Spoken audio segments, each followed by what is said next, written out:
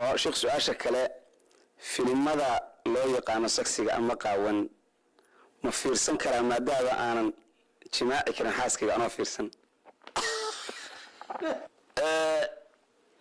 waxa weeye horta filimyada la yiraahdo galmada ama sexiska wax banaan ma aha fiirsigooda marka hore horta wax ku banaynaya ma jiro حرام هو يباوي